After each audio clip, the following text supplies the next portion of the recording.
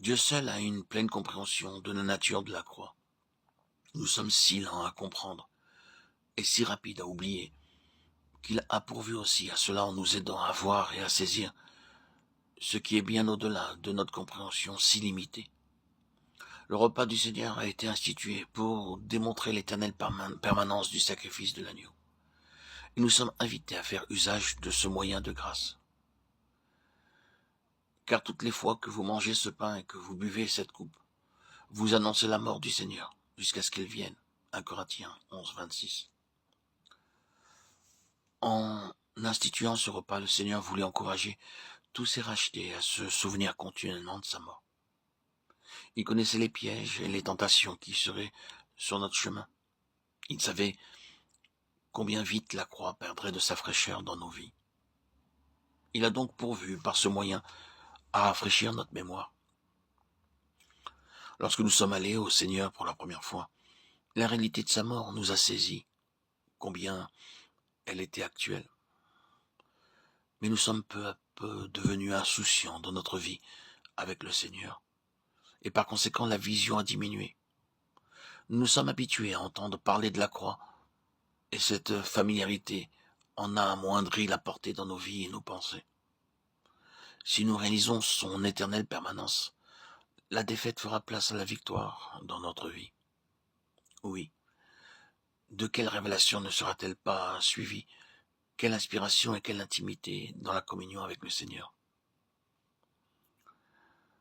Dans sa lettre aux Galates, Paul leur reproche d'avoir perdu de vue la croix. Ô Galates, dépourvus de sens, qui vous a fasciné pour que vous n'obéissiez plus à la vérité, vous, aux yeux de qui Jésus-Christ a été peint comme crucifié. Voici seulement ce que je veux apprendre de vous. Est-ce par les œuvres de la foi que vous avez reçu l'Esprit, ou par la prédication de la foi? Êtes-vous tellement dépourvus de sens? Après avoir commencé par l'Esprit, voulez-vous maintenant finir par la chair? Galates 3, 1, 3. Lorsqu'au premier jour, les Galates ont été saisis par la vision de la croix, ils ont connu une grande liberté. Mais ils sont retombés dans l'esclavage quand ils ont perdu cette vision.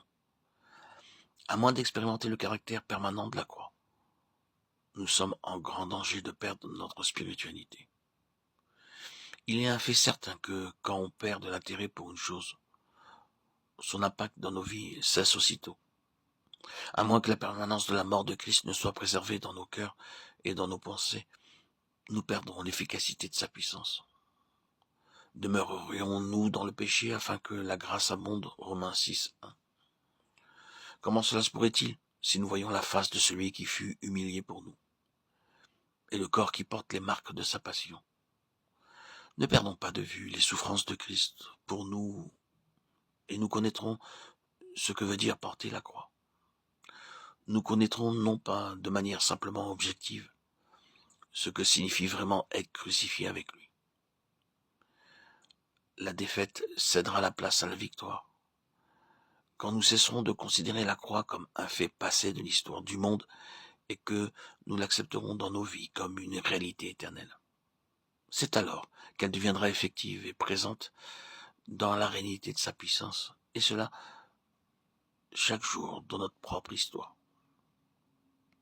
Dans une vision, Jean a vu l'agneau sur le trône, entouré d'êtres célestes. Il les a entendus chanter un cantique nouveau.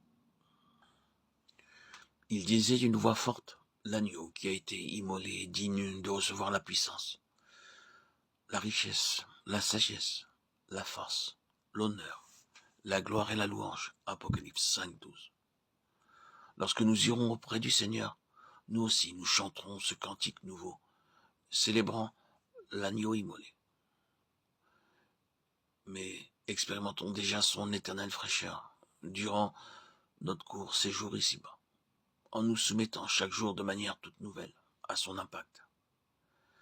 Que le Seigneur ouvre nos yeux afin de pouvoir discerner le mystère de la croix et dire avec l'apôtre, loin de moi la pensée de me glorifier d'autre chose que de la croix de notre Seigneur Jésus-Christ.